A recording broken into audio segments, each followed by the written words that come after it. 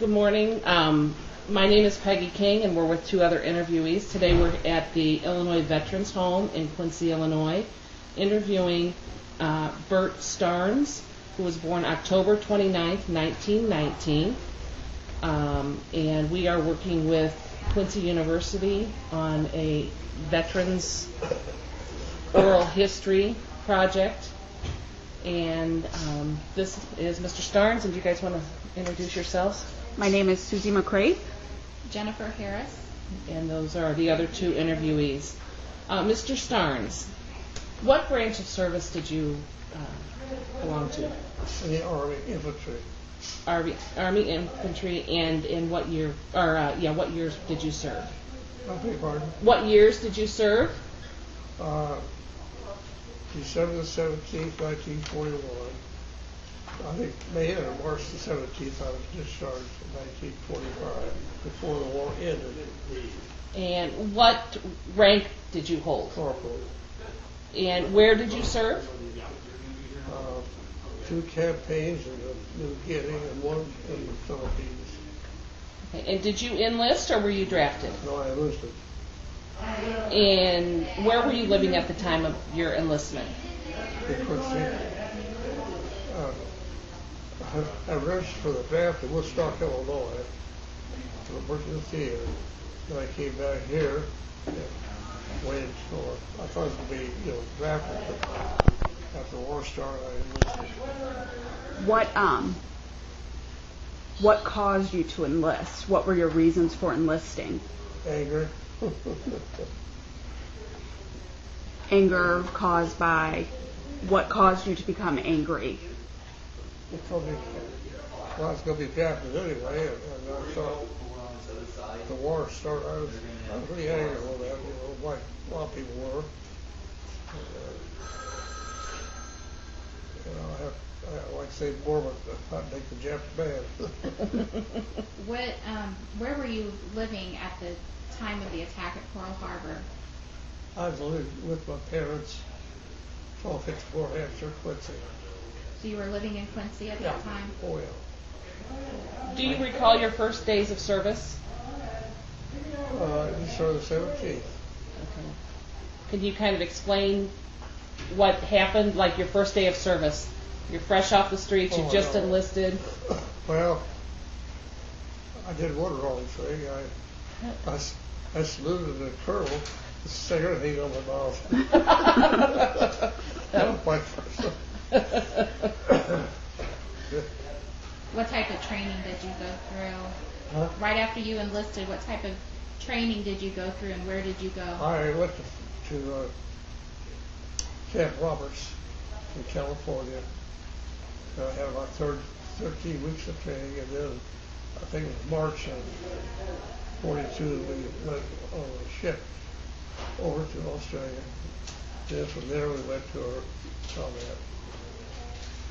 Now, you served in the Pacific. Yeah, oh yeah. Now, what was that like for someone who had lived in a landlocked state to be out on a boat and traveling to Australia and being in New Guinea and the Philippines? What was that like for you?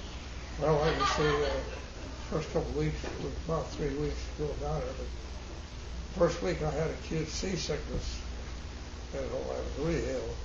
And I went out the ring, I looked up at the ship there's a bunch of Navy men all doing the same thing. Well, it was rough. Down the Gold Gate Bridge, it was real rough. I got to see Alcatraz go by that. A lot of things you don't forget. Mm-hmm. In the Army, what kind of job or what assignment were you given? I was on a 37 millimeter cannon, sort of a tank, for tanks, destroy tanks. And I was on that for, I can't forget how long, but I came down to Valeria, and the guy who took my place was killed. It's anti-tank guns, what I call it, 37 millimeter. And then from there on in, I was just plain old infantryman. So obviously you saw a lot of combat. Were there a lot of casualties in your unit? Did you lose a lot of men? Yeah, pretty well. Yeah. When you were overseas, how did you keep in touch with your parents? And when you were overseas fighting, how did you keep in touch with your loved ones? V-mail. That's what, yeah, what they call V-mail. You know what they were? No. Well, off this wall, and it's a little thin. We tie together, but they call that V-mail. And it's censored by our captain. He looked at it, he wrote on there because he was afraid we might let loose some information that the Japanese would obtain. So, how long did it take for you usually to receive things from your family? Like, what was the time frame with the letters and? Well, I didn't see him for the whole, not for, what, 3 years. I never seen him again until I came back in 45. Things are so tough that I was issued a World War II helmet, the R ones, you know, helmet. I got a Springfield rifle, which is World War I, and we got C rations, which is World War I, but that didn't last long. Before I left to go overseas, why it was, I got my M1 and leave for helmet. A lot of things happen. You know, but it's a shame that Mom didn't make it back. Months. Was there anything that you carried for good luck? Some people would carry pictures of their loved ones at home, or I had a cross that I carried in my dog tags, but I lost both of them. You had to give me new dog tags. I usually go to church when I could. Sometimes I go to Catholic service. Sometimes I go to Protestant. I'm a Lutheran. Lutheran right now, but at that time in the Memphis, you know, we had Catholics come to the Protestant services, and we go to the Catholic services, and we were treated real well by the priest and ministers. When you had downtime, which I'm not really sure how much downtime you would really have when you're fighting a war, what did you do to entertain yourselves with your comrades? I got sick leave to go back to Australia, and we went, I think that was in Sydney, and we went to a dance. It was just nice to be back again, but otherwise, in New Guinea, once in a while we had to go back to rest and we might get a movie to watch. I think on his daughter, Bob Hope was there, came down to visit. Did you get to see Bob Hope perform? I saw Gerald MacArthur.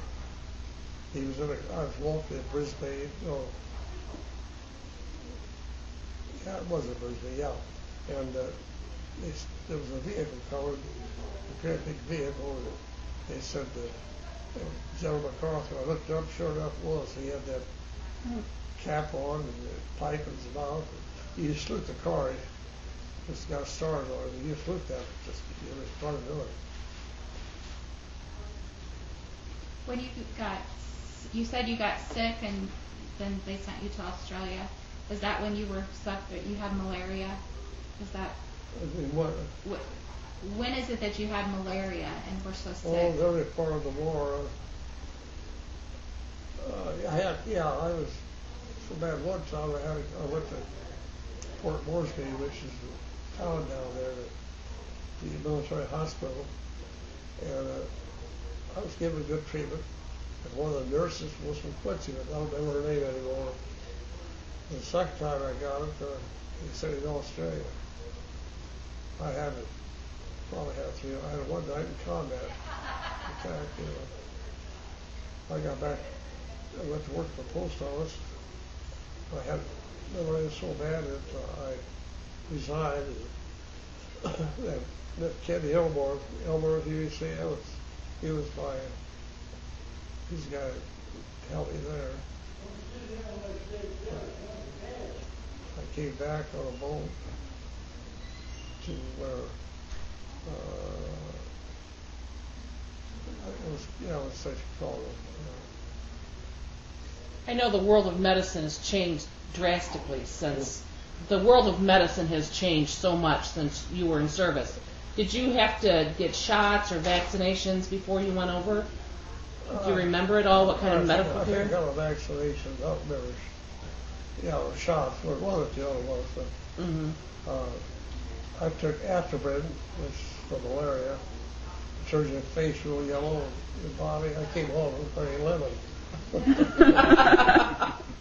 And when I first got there, we had what's that other name they had for treating malaria? It's a different name. But boy, it made me feel bad. I was allergic to it. What was it like the day you were discharged? What happened that day when you? Well, I'll tell you what. The war in Europe ended. I was still got back here in Quincy, and I went up to go back to my outfit, which I had to require. I take a note on the return of it, but the war ended, and I went up to Fort Sharon. He just, go back over. Instead of that, I was discharged. Talk about a surprise. Gosh. You had no idea you were going to. Wow. No, like I said, before I had to take a note so I wouldn't leave. I had enough points to do that. I turned the points down about a year or so because you had to return your outfit. And I worked out well for me. If you go just right now, you wait a while, and you don't have to suffer that going back. I'll try to twist it up a little bit, but I took the temporary leave. When you came back and you were discharged, what did you do when you came back? Was your lifestyle changed differently than it was before you enlisted? I went to work at the post office for about a month. I had malaria so bad that I quit and moved to Schenectady, New York. And I went to college in the daytime and worked for American Locomotive at nighttime. And we stayed there a couple of years. Then we moved back to Quincy, then up to McKinney, Illinois. We were young, you see. And I worked in the theater for every place except American Locomotive. I went to the Elvis Center. And I can remember one time in Schenectady, they went on strike. They went to work. So I went with the outfit's editor, and we were on Piccadilly. That's where I was at. And a big car rides up and drives up there. It's the president of the company came with some coffee and donuts. Now you said you had you went to school. Yeah. When you were in Quincy Senior High. Well, when you got back in New York, you said you had gone to school. Union College. What did you use the GI Bill to pay for that? Yeah. Then I came back home and finished up at James A. Business College. What did you major in? What did you study? Accounting. They helped me. Then I came back to 48 after the theater and went back to work for the post office again. And I worked there a long time. It was really wonderful. I had a good job in the office and kept books. Did you develop close friendships with people during your years of service? Oh yeah, but they're all gone now. Did you keep in contact with them though once you came back? Yeah. I went to reunions in Wisconsin. Saved that 32nd Division as a National Guard, but I went in as a replacement. And lived in Appleton, Oshkosh, all big cities. And we had reunions. They were wonderful. The last time I went, there was about 8 or 9 of us there. So I don't want to go anymore. Did you join any veterans organizations? Oh yeah, I've always been in the Legion a long time.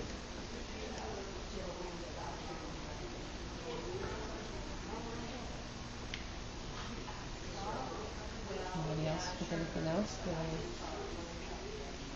anything else you want to ask? Do you have anything else you'd like to add, or tell us any experiences that really stand out? You know, yeah, I've got a few of my feeling.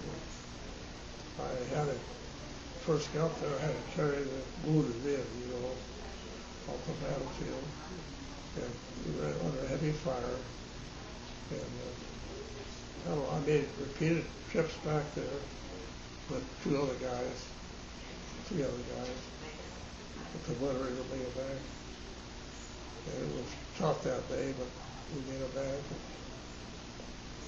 I got a medal for that because I put the group together. And they asked me to pick somebody else, which I did. They were all my friends. I had to pick them out. They weren't friends anymore. No, we were good friends all the way through. But they're all going down. You mentioned at the beginning of this interview that you joined shortly after Pearl Harbor. Yeah. Was that like the last straw that really made you enlist? The bombing of Pearl Harbor? Yeah. It just made me angry. No, I knew I was going to be drafted anyway. Were there a lot of people that enlisted right after Pearl Harbor? Yeah, a lot of them did. I don't know how many. Yeah, but Now they had a lot of them drafted, of course, but I got a lot of enlistees, how old were you when you enlisted? I just turned 22 in October, Okay. so I just turned 22. What were your feelings when Pearl Harbor was bombed? Hey, pardon? What were your feelings when Pearl Harbor was bombed? What's I feeling at the time? Yeah. A little angry. I really was angry. And I thought, I'm going to go in anyway, so I enlisted.